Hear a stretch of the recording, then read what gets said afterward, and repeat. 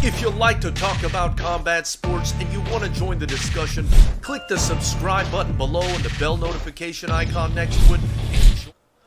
Ladies and gentlemen of Knucklehead Nation, welcome once again to the Fighters Rep video podcast. Today we've got a fantastic guest for you one more time. It's none other than Jacob Stitch Duran. Stitch, how are you doing today, sir? Living the life, brothers. I'm relaxing. I'm putting up with this. I'm being patient. Like I said, it feels like Groundhog Day, but, kind of get out of the norm, and that is the norm. And talk to you it's a blessing right about now. Thank you. I definitely feel the same way, Stitch, and definitely all the Fighters Rep fans, I think, are very happy that you've given us the time to talk to us. Stitch, I wanted to ask you, you were involved in the Tyson Fury Deontay Wilder rematch. Kind of take me through how that happened. It's a crazy experience. One of the many, many, many fun things that I've had. This one definitely has to sit up in the top 2 or 3. But, I got calls from trainers, Kevin Barry and his son, Taylor Barry. Taylor Barry worked with Tyson Fury the fight before, and he recommended that to Tyson Fury that I had to work his corner as a cut man. And then Kevin Barry, his father, and I remember Kevin Barry was actually won the gold medal when he fought Evander Holyfield, when Holyfield hit him after they thought it was after the bell. It was an unfair shot. Evander Holyfield got disqualified, and Kevin Barry won the gold, but he didn't accept it because he knew that was an unintentional shot. Anyway, he's a great trainer. He called me and says that Bob Arum had asked about me working with him, and of course he gave him good props, and then got a call from another guy, and then I get a call that Tyson Fury wants to meet me. So I met him. I met him 2 weeks before the fight at the gym. Stitch, do you think he reached out to you because of the huge cut he suffered in the Valine fight, or had he reached out to you before that? Yeah, of course. That's. No, well, you know what? I actually worked with Vladimir Klitschko when he beat Vladimir Klitschko, right? So the only time I knew anything or saw Tyson Fury was when he was at the other side of the corner. But no, it was all because of the cut, 100%. And, Jorge Capetillo, which was the cut man for the first fight, is a very good friend of mine. And but, he admits it at this stage, he's a novice, and he did good enough job to get him the victory and have him pass that obstacle. But going into such a bigger, more important fight, they decided to bring me in. How far was it before the fight happened that they called you to join the camp? Well, it's probably 5 weeks out, before the fight. That's when my name was being thrown around by Bob Arum. Of course, Bob Arum wanted me, the promoter. Then I understood that Tyson Fury wanted me also. But about 5 weeks, that's when everything started. And I got the call, to go into the gym and start working with him 2 weeks before the fight. So enough time, because my job as a cut man is really my job is during the fight itself. So, but I wanted to sit and be with him at the gym during the sparring and just the workout so that we could bond with not only me and him, but the whole team. And just, that way we go in as a team. And so that was fun. Those 2 weeks were real fun. Stitch, earlier in the chat, before we had the technical difficulties, we had Dan Bam Bam Stell in here. We had a guy by the name of Mike Colleen in here, and they were both calling you coach. And as we discussed in the last interview, you did train people. Did you have any say in maybe training Tyson Fury for the last fight? Did you give him any pointers, any suggestions?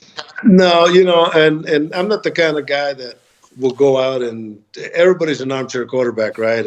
And I see them all the time, and especially in boxing. But no, I didn't even tell them. We didn't even discuss wrapping hands, and I know I wrap a good hand. And I know if they would have asked me, I would have done it. But I'm not going to go in there. And his coach was Sugar Hill was wrapping his hands, I'm not going to go with, hey man, I wrap hands. Yeah, yeah. Let me see who's better. I don't do that. And but yeah, if they would have asked, but coaching, nah, it's the same thing. If they would have asked, I would have told them.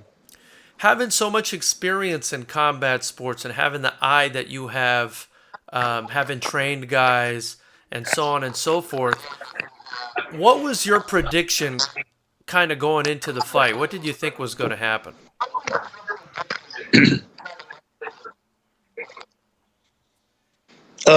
You know what? That's a good question. But let me go back to when Vladimir Klitschko fought Tyson Fury. I saw Tyson Fury, and during this whole thing, I think we were all overconfident, knowing that Vladimir Klitschko was going to beat Tyson Fury. Well, that didn't turn out that way. Tyson Fury beat him, and when I saw him, because I really didn't know who Tyson Fury was, and when I saw him fight Deontay Wilder after he beat Klitschko, I became a fan of his because I saw that what he did with Vladimir Klitschko is what beat him. It wasn't that we had a bad day; just Vladimir couldn't adjust to his style of fighting. Well, that's the style of fighting that Sugar Hill and Andy Lee, the coaches, kept with Tyson Fury. If it ain't broke, don't fix it. Plus, they added a lot of the styles that Emmanuel Stewart used. And so when I got to camp, I've worked many fights with Sugar Hill, which is Emmanuel Stewart's nephew, and then Andy Lee, one the other coach, as a boxer. So I knew that system of Emmanuel Stewart, and they did a tremendous job. So leading into the fight, I felt very confident that if Deontay Wilder did knock out Tyson Fury, that Tyson Fury was going to win. And I told people, because we all had opinions, right? And I said, look, I work everything on numbers, percentages and facts. I'm not one to bullshit and say this. But percentage-wise, Deontay Wilder has one way of winning, and that's by knockout. Tyson Fury had two ways of winning. That's by knockout or by going the distance. So I knew if he went the distance, he was going to win it automatic.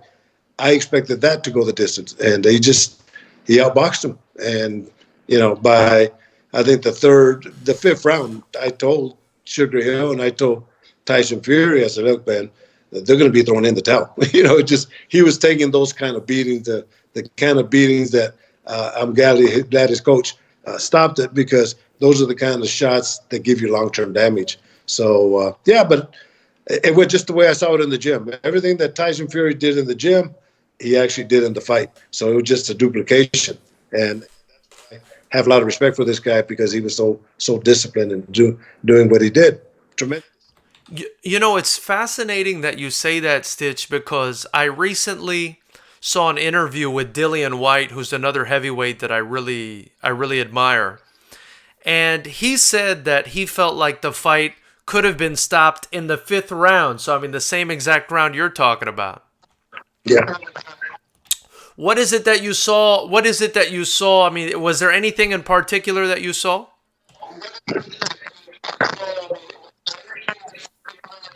Yeah, the punches that he was getting hit with, they're the ones that penetrate.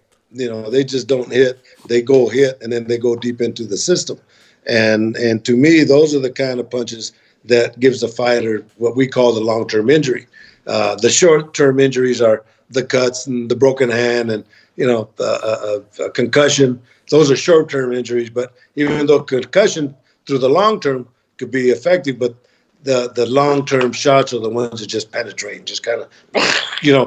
it's like a cold day, a cold winter day when your bones are hurting. That's those type of shots. And that's what I saw. And I saw plenty of them, not just one or two or three, but I just saw the kind of shots that he was taking.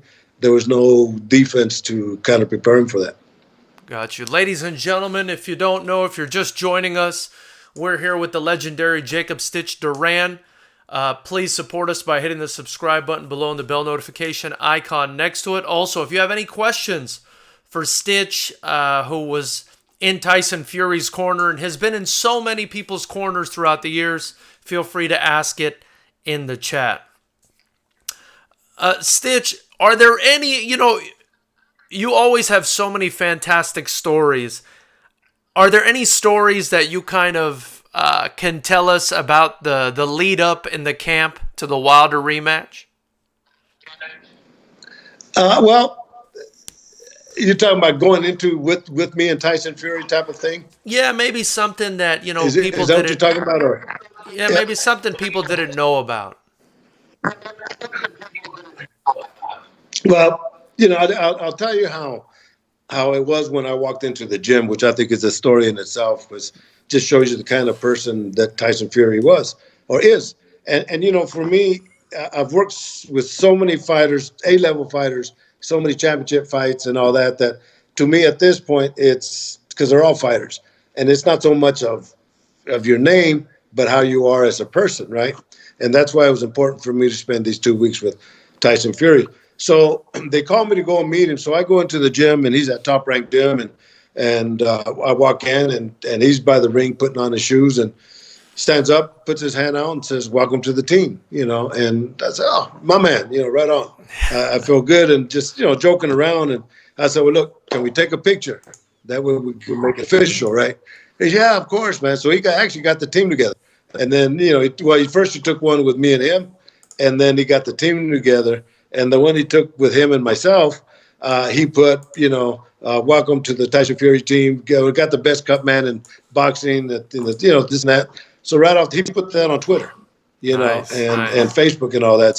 So he did that, and then, we took the pictures, and then of course, yeah, I mean, it was tremendous, and that was just my first day with him, because for me, it's important as a cut man to come in and not only just on the mechanical side work on a cut, but on the psychological side, give him that confidence that he could go out there and fight, right? Yeah. And that's, for me, it's very, very important to bond with these fighters.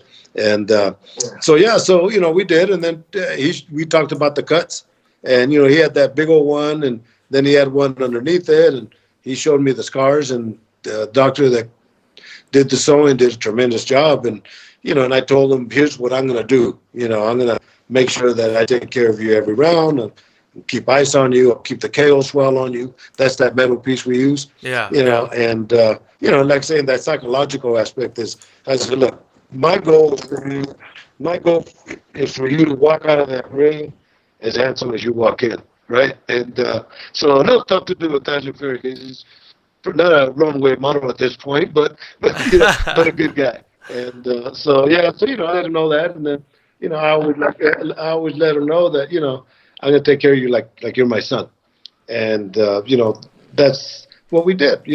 So we went through that phase, right? Yeah. And then I tell him, I said, and this is what shows me the heart and soul of this guy, because I just met him 10 minutes before that, right? And I said, but I'm a businessman. And as you can see, one of my companies just one more round, and that's an apparel company. But I said, look, I have my own apparel company. One more round. I said, I also have sponsors. Would you mind if I made my own cornerman jacket to kind of fit in the same color scheme as yours and put my sponsors? Man, brother, he put his hand on my shoulder and he said, Stitch, you can do whatever you want. So, Wow. and it just happened to be that as timing goes, that he had the fight shorts that he used in the fight, he had them in his bag that day of training. And that was the only day of training. So I took pictures of it, and I sent it to my partner, Mark Zucker, in Los Angeles, and he's the one that created the cornerman jacket and all that. And one of my sponsors wanted it. No. This is priceless. 'Cause it gave one more round. It was their debut, and what better fight to do it than with Tyson Fury. And then Right. the sponsors that I had, they got some nice shout outs, So, but he was that kind of guy. And then added to that story, so the first 2-3 days, I'm just watching. I'm watching, okay, because like I said, my job as a cut man actually starts at the fight. But I wanted to get together as a team and work as a team, so I talked to the coach, Sugar Hill, and asked him if I'd start working the corner with him and put the Vaseline on Tyson Fury. He said, yeah, of course, So I'm putting the Vaseline on Tyson Fury and, doing all this and here and the ears and the neck and all that shit. And then I do that, and he goes out and spars, and, I keep the Vaseline on him. We just working together. And then the second day, I'm doing the same thing. I'm putting the Vaseline, and his brother Huey, he says, hey, Tyson. He goes, when was the last time somebody put Vaseline on you like that? And he smiled. He says, yesterday. which means that, which means that I took that, putting the Vaseline on him, nobody had done it like I've done it, so there's a system to everything that I do, and that one is the brother picked up on it, that it's not what Coach Sugar Hill is doing, it's not what, the other coach, Andy Lee, is doing, he just knows what he's doing, so to me that was a nice compliment. So Andy. that's not a bad story, yeah. No, that's awesome, Stitch. Another, fascinating aspect of that camp is Andy Lee. I mean, Andy Lee is another, former world champion, also a traveler. How was it dealing with Andy Lee? He seems like a really nice person too. Man, I worked about 10 fights with Andy when he was with Emmanuel Stewart. Every time Vladimir fought in Germany, Andy Lee trained with Emmanuel, right? And Emmanuel trained Vladimir Klitschko. So Andy Lee was like, same with Jonathan Banks that trains Triple G. They were always on the fight card when Vladimir or Vitaly fought. And so now it was good to see Andy Lee. I hadn't seen him since the last fight that I worked with him, probably years back. I can't even remember when. So it was good to see him. But see, the thing that made it interesting, why I knew Tyson Fury was in good hands, because the system that Sugar Hill uses, Andy Lee uses, and Jonathan Bank uses is based off of what Emmanuel Stewart used. Yeah. And I worked 12 years with Emmanuel Stewart with Vladimir Klitschko. So I'm very, very familiar with that style, and that style they implemented and they added to Tyson Fury. They didn't take away from Tyson Fury, because what he did to beat Vladimir Klitschko, and then the style that he did to beat Deontay Wilder, if he would have got dropped, he would have won that other fight, just on points. He didn't change that, they added to it. So, yeah, he did good, man. I'm proud of him. Do you think it was a little bit crazy for Tyson Fury to change his strategy and try to go after Wilder? I know in hindsight we look at it and we're like, it was a brilliant move, but at the time, were you a little bit worried about his change in strategy?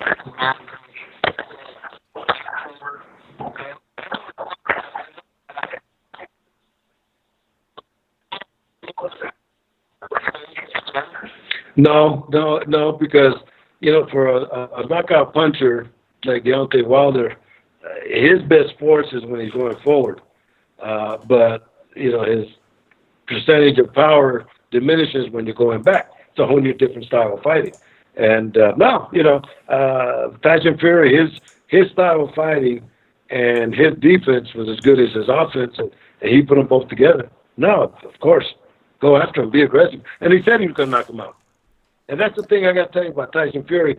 Everything that he said in the times that I was with him, they were all the truth.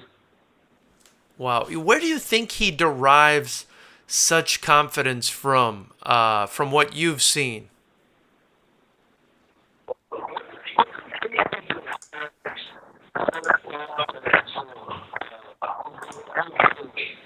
Irish travelers.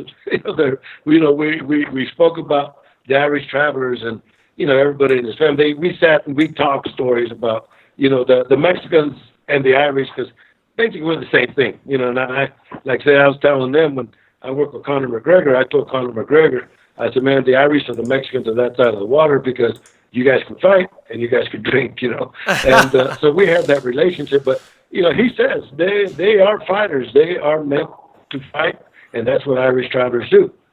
So. That's where it comes from. Yeah. What do you see about Tyson Fury that makes him so hard to beat in the heavyweight division? And do you think anybody is going to be able to beat him in the heavyweight division?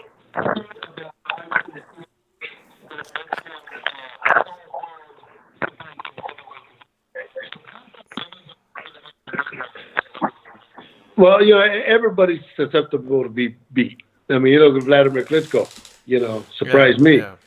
Look at Lennox Lewis. Look at Mike. So everybody is capable of getting. All it takes is one shot, right? But what makes him different than everybody else right now at this stage is one of the things that I noticed that I didn't mention in that last story about the gym is that Tyson Fury is rededicated himself, and he's so disciplined, because the times when he was working out, just shadow boxing or whatever, everything that he did every round, he worked for 3 minutes of every round. And to me, that was impressive because guys will find a way to take a shortcut. They'll stop and shoot the shit with the coaches and all that, but he stayed focused and he shot the shit with the coaches, but he still did what he had to do. Didn't even stop. Yeah, yeah. And who do you think would give him his best fight in the heavyweight division right now?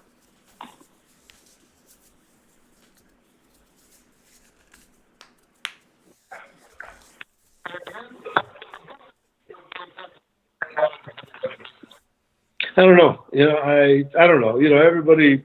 I don't know. Honestly, I don't know. I don't know. I mean, what big heavyweight? You got Anthony Joshua. Now they're looking at him and Anthony Joshua. Yeah, of course. That's the type of fight where anybody can win. Another one with Deontay Wilder. Yeah, anybody can win that. Joseph Parker is an up and coming heavyweight. You're talking about Dillian White. There's guys out there that say, all it takes is one shot. But who's the biggest name right now? And that's Tyson Fury. What was your favorite fight, Stitch, that you ever worked? What's his name? The heavyweight from England. David Hay was saying, I'll take it.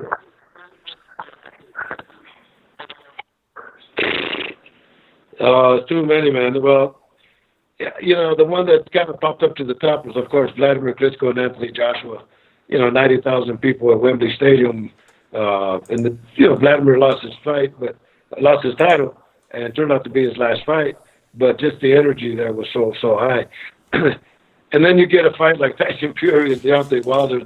What made this one such an exciting fight? Not so much the fight itself, but just everything that led up to the fight.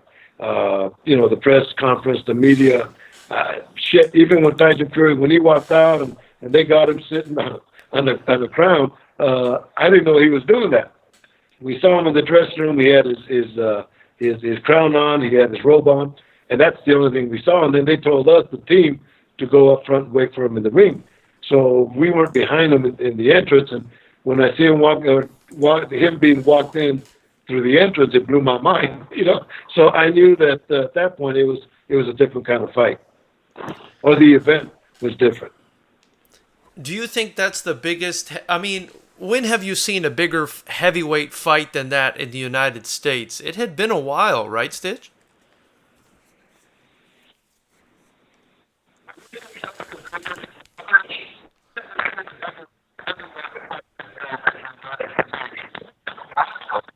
Yeah, the Mike Tyson days were always big, and those were big. There's been some good heavyweights, but like I say, on the personality-wise, the way they pumped it up. But keep in mind, social media is entirely different now. It's more beneficial to go out and get the words out. But as for fights, there's been a lot of great ones. But it was nice to bring the heavyweights back to Las Vegas, and it has been a while since there was a good fight here. Stitch, you told me about One More Round.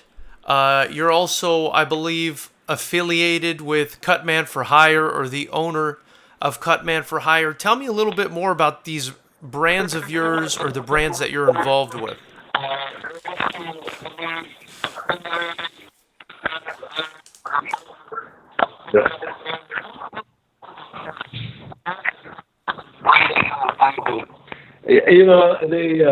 Thanks, I appreciate it. They just happen. Shit just happens. It's just the way my life is, and it kind of, I was talking to one of my hometown friends that I grew up with from a kid, and I was telling him all these moments still blow my mind. I'm still that young kid that grew up as a farm worker in the San Joaquin Valley. And but what happened with first, One More Round is what had happened is when I was with the UFC. Mark Zucker, which is the original owner of One More Round, saw the Rocky Balboa movie where Rocky is saying, we got to go one more round. And he thought, that's ingenious, because everybody in life, should go one more round. You can't quit. So he created the company One More Round. He had an apparel company called BC Ethics, and he sponsored Matt Hughes. And Matt Hughes is the one that told him that, get Stitch, because if anybody gives a fighter one more round, it's Stitch. So anyway, he sponsored me, and turned out that people thought it was my company. And so anyway, fast forward, he couldn't continue to pay the fees that the UFC required, and so he kind of bowed out the sponsorships in the UFC, and I lost contact with Mark, and he saw me working the KSI fight. KSI is this young rapper, a YouTube star from England that has like 20 million followers, and he fought Jake Paul, another YouTuber, at the Staples Center. And he saw me on TV, and it kind of recharged him. He gave me a call, and I always believed in the one more round. And so he called me, and shit, we teamed up, bro. You know, and outside of T-shirts, and I think he's doing masks right now.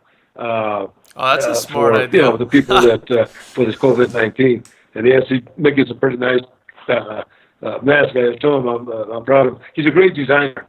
So that's how I started off with him. And yeah, of course. Well, you know, he says they won't let him into their office, into their shop, unless they're doing something to, you know, help the community. So he's making masks and all that. But yeah, he's a great. So you'll see some nice stuff. I'll make sure I send you some. Oh, I would really appreciate so that. So with Juan Ramirez from Cutman for Hire Supplies, I've always been an entrepreneur. I've always gone out and created my own stuff, and you know, I have my own Stitch Premium line. And oh yeah, of course.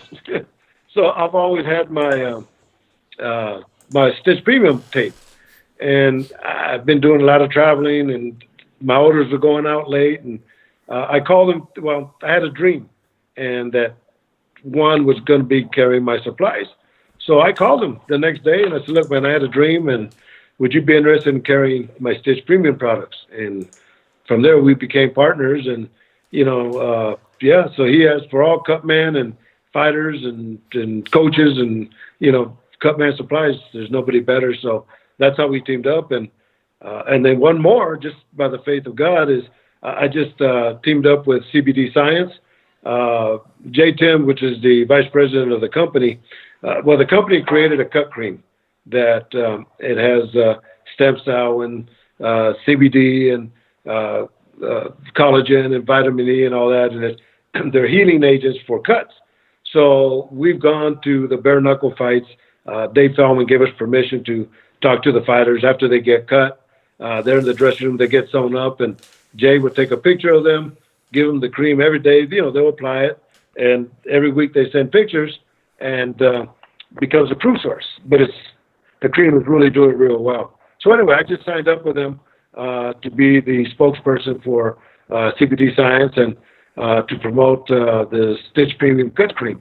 So you heard it first here, bro. You're the first one that I'm relaying it on, but it's going to be called Stitch Premium Cut Cream. That is amazing, Stitch. Where can people get their hands on all these products?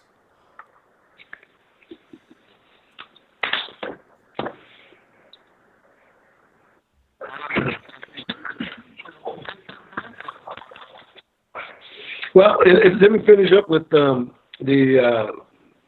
cut cream.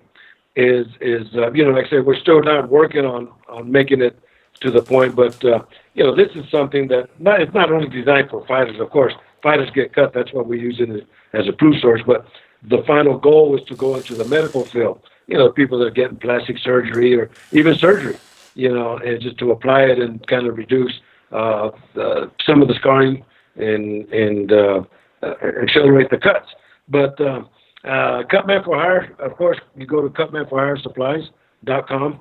Mark right now is designing new apparel. It's onemoreround.com and then cbdscience.com. So they're the ones. And you know, now that we're on lockdown, I tell you, I was just talking to a good friend of mine, John Burks, that we grew up together as farm workers and lived in Fanata all our lives together. And I always stay in touch. He's in Washington.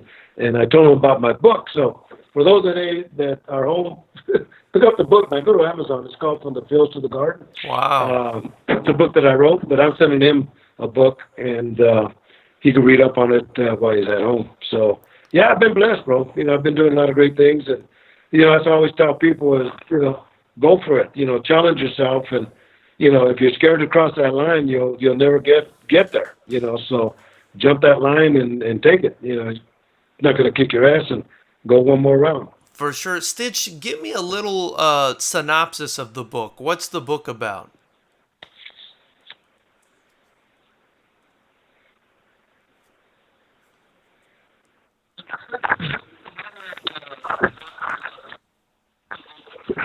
It's about my life. It's called From the Fields to the Garden. Being that I grew up as a farmer, those are the fields. And my goal was and has always been is to make it to Madison Square Garden. Because you get to Madison Square Garden, you hit the pinnacle of what we do. It's the boxing capital. Well, the mecca of boxing was Madison Square Garden. Las Vegas, of course, the capital of boxing. But that's it, from the fields to the garden.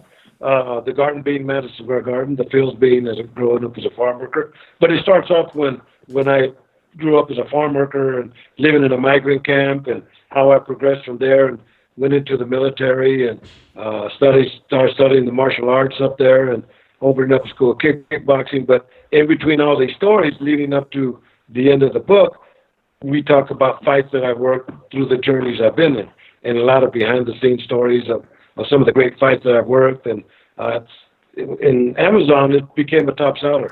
And so, they were always waiting for the second book. And, I never wanted to do a second book because movie sequels aren't as good as the first. But, the UFC let me go.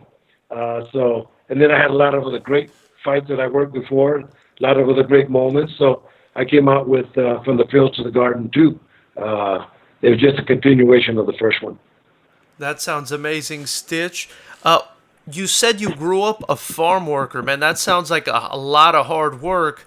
Did that work ethic carry over and help you in your career? Do you credit anything to that lifestyle?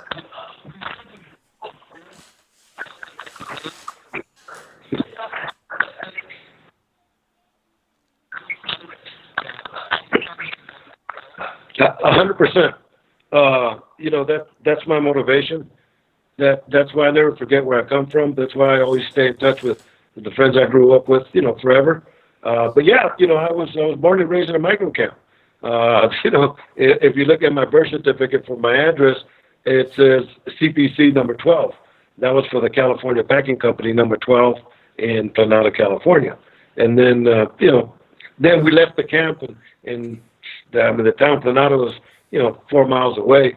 Town like 1,500 people, all farm workers. So that's what I did all my life. But yeah, the hard work and the honesty and not having anything but goals and dreams. And baseball was always my thing. I always wanted to be a professional baseball player. I played all 4 years varsity ball in high school, and as a kid, from little league to pony league all the way up. Every year I played baseball, whether it was at the high school or the grammar school or little league, but I always played ball. So those are always my dreams. So yeah, it gives me a lot of encouragement. At what point did you see yourself becoming a world famous cut man?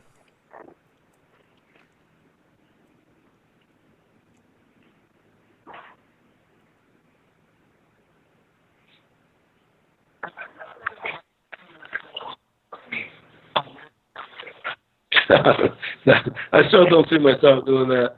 It kind of blows my mind how people stop me and, this guy today, hey, you're famous, aren't you? I said, well, it depends on who you ask. So but that's the thing. I'm just a normal guy, good at what I do, and I've been blessed to be put in situations where I could go and do things that, people only dream of, and I guess a story to that is when I was doing Creed, I went and told Sly, because I went 6 weeks, I worked with him side by side, me and him, Michael B. Jordan, and, I had known Sly through Balboa, where I worked with the corner of Antonio Tarver when he fought Balboa when Rocky did his last fight. So I had a nice association with Rocky, and I told him, I said, I can't sleep at nights. And he said, well, what's wrong? I said, well, I'm in Philadelphia 6 weeks here. I'm working with you. I'm working with Michael B. Jordan. I'm working with Ryan Coogler. I'm in this great movie. He said, Stitch, he goes, you earned it. And when he said that, everything came to fruition.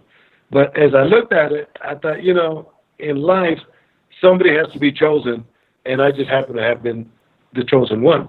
And so now I understand that, I'm in a position. That's why I always want to try to demonstrate that everything is possible and follow your dreams because they do come true. I mean, shit. Stitch, at what point in your career did you kind of soak it in and say, "Oh shit, I finally made it"? You know, I'm here on the big stage. I've made it.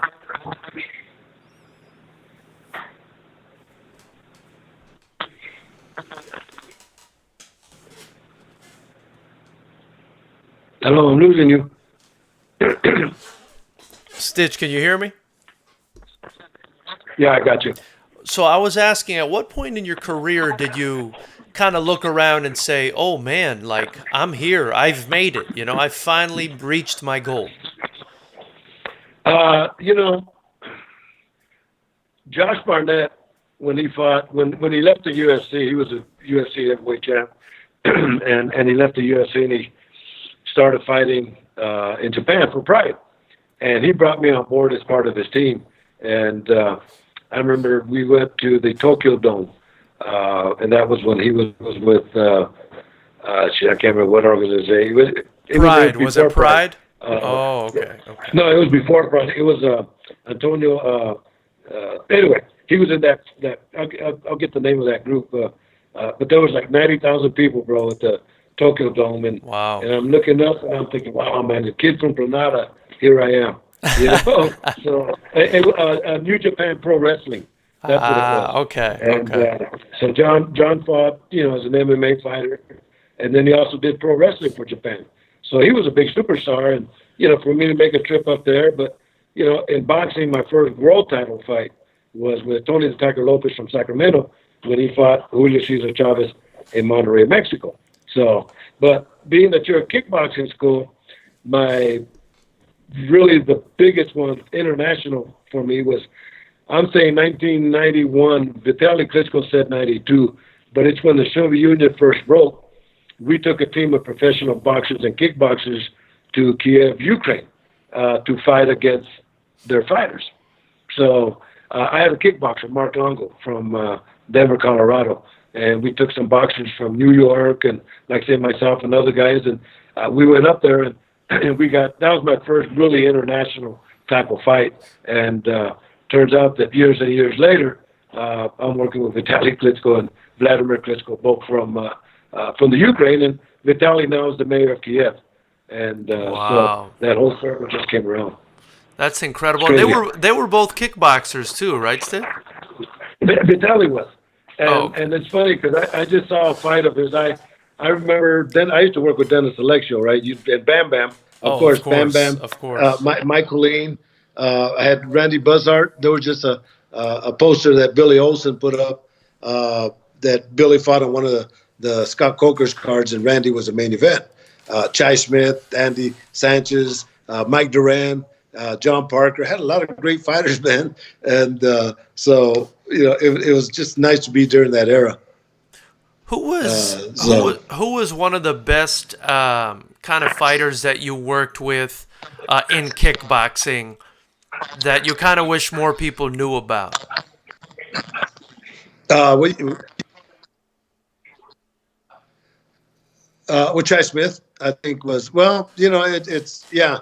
Chai Smith was a Thai fighter. He's Thai all the way, but he was tall and thin, and he had kicks like a mule and quick, bam, and Chai the Dragon Smith, and he got recognized, you know, definitely without a doubt. You know, but Dennis Alexio was, I mean, this guy, until I met MMA fighters, was the best athlete I'd ever met, bar none. Wow. Tremendous athlete, tremendous kickboxer. But a lot of guys I worked with were great kickboxers, you know, and so it's tough to say one because they all had winning records. So, You know, yeah. Stitch, I can't let you get away Oh, with but let me tell you, I was telling a story about going to the Ukraine. So that's my kickboxing story, and I went with Mark Longo, and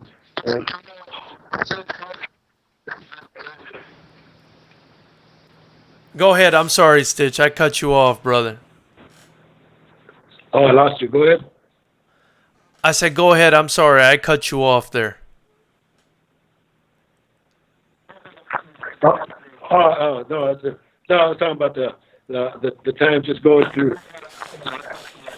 Okay, no, we're talking about the time when I was in Kiev. It was my first big international show, and And then turns out that I'm working with Vladimir Vitaly Klitschko after that. So great times. You told me Dennis Alexio was the best athlete you've ever worked with. I mean, that's a huge statement coming from someone like you, Stitch, who's been around the game for so long. Kind of tell me a little bit about him. What makes you feel that way about him?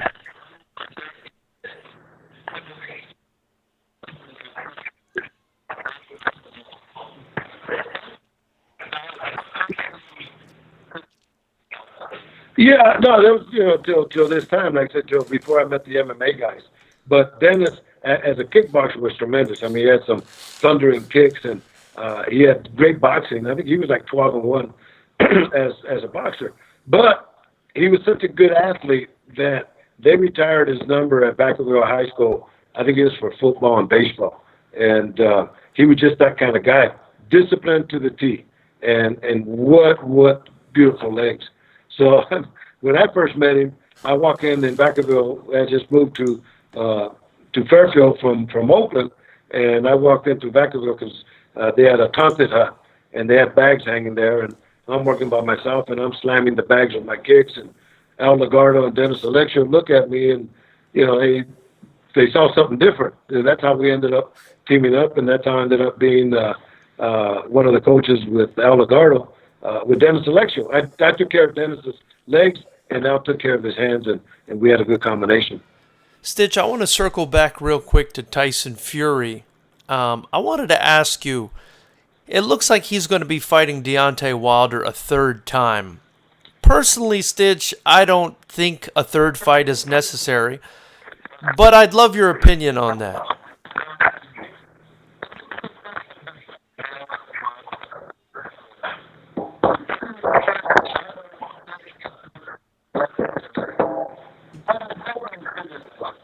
Yeah, I think it's going to happen. Deontay Wilder's entitled to that. But I'll tell you what, maybe it was a blessing that this virus kicked in because he wanted to do it right away, and I definitely would have had, if I was his coach, some strong objections because he needed more time to rest. And now that this has been postponed, I think they're looking like October the 2nd or something like that. It gives him more time not only to rest, but maybe to get some kind of strategy that he could add to his arsenal for the second fight. So, you got to give him that opportunity. Because he was a champion. You can't take that away from him. Yeah, absolutely. I was thinking, and I'm thinking along the same lines you are, that if I was his coach, I would probably have him take a fight in the interim, maybe let Tyson Fury fight Joshua, and then maybe he could fight the winner of that fight. What do you think about that strategy?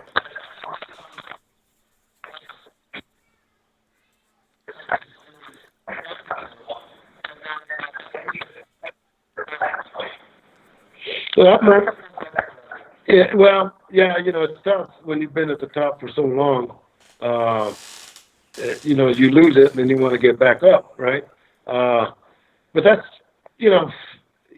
I'm sure he would prefer to not do that. I'm sure that he would prefer to go right straight for the rematch. But on strategy-wise, who would he fight? What if he gets knocked out the second time? Because keep in mind is not only you looking at the damage that he had, but now you're looking at the shell shock syndrome. Is he going to be shell shocked from that last one? First time he takes a shot, is he going to lock up again or what? So you got to look at all those little things. So do you do it for the money? Do you do it to go get one more championship shot at it? That's probably what he wants to do. Stitch, you really piqued my interest talking to me about Dennis Alexio because obviously we are a kickboxing promotion and that definitely is something I'm interested in.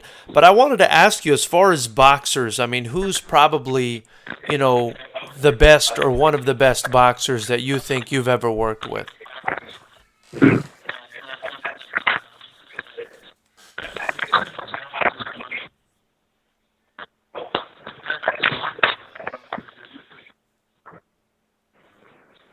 Wow. Andre Ward, I think he kind of fits right up on top real easily. He did everything right. Wasn't spectacular. Wasn't probably a fan favorite fighter to watch on TV, but everything that he did at a very calculated time and place. And to me, probably the best fighter I've worked with. If I was going to work with Floyd Mayweather, if I did work with Floyd Jr., I would have said Floyd. But at this point, Vladimir. But Vitaly Klitschko, Vladimir Klitschko. Which work with a lot of good guys. Just with Andre all the way. Stitch, did you work with Andre Ward during the Super Six when he fought Froch and all those other great super middleweights and middleweights at the time?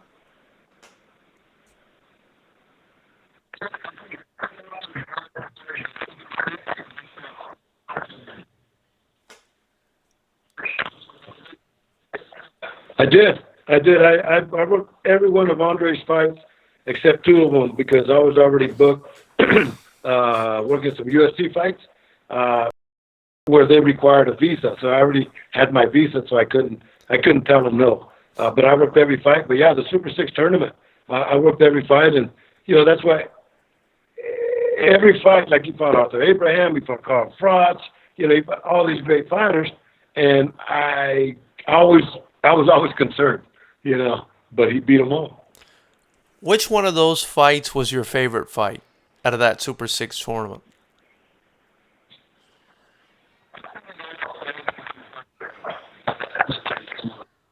I think the one with Carl Froch, only because, Carl Froch talked so much, his wife yelled so much, Andre put a stop on it. But even Arthur Abraham, how can you not, he was such a gunner at that time, that was tough guy to fight, but Carl Froch was a very rewarding fight, I think, just for us, because of the situations. What was Carl Froch saying that kind of maybe got under the skin of the team?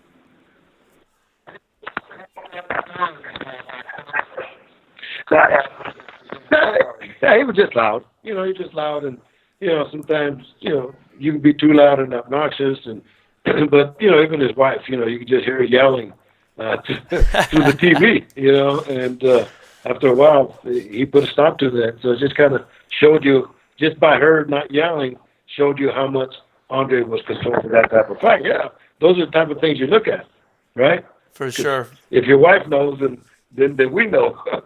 So.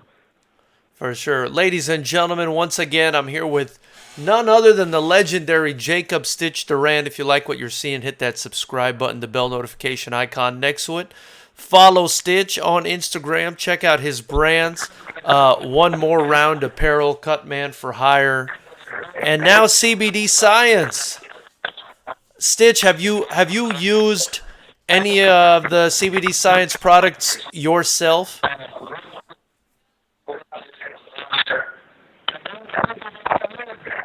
Yes.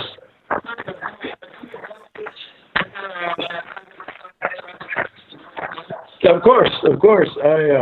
My wife uses it for her knee. I use them.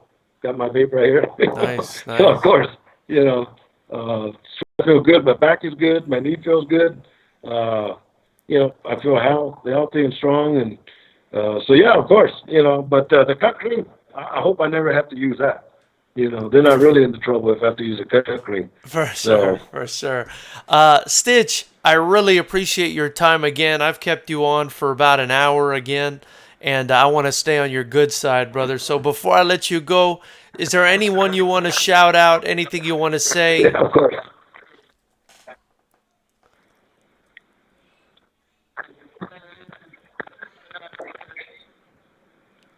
Yeah, just, everybody, I know we're on lockdown. Enjoy the time you have here. Take deep breaths. Don't let the mind beat you. Always go one more round. Stitch, thank you so much, brother. You are the man. We love having you on the show. Hopefully we could do it again soon. And really appreciate your time. Thank you, everybody, for tuning in. Remember to keep it locked. We'll have another interview tomorrow. And until next time, guys, keep it clean. Me and the legend, Stitch Duran, we're out of here. Out.